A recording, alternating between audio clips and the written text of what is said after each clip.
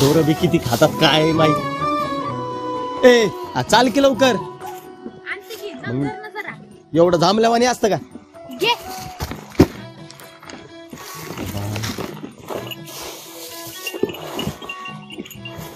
लय थकलो बो आज. लय काम करणार तू. काम करून घे नाही तर आबाला सांगेन.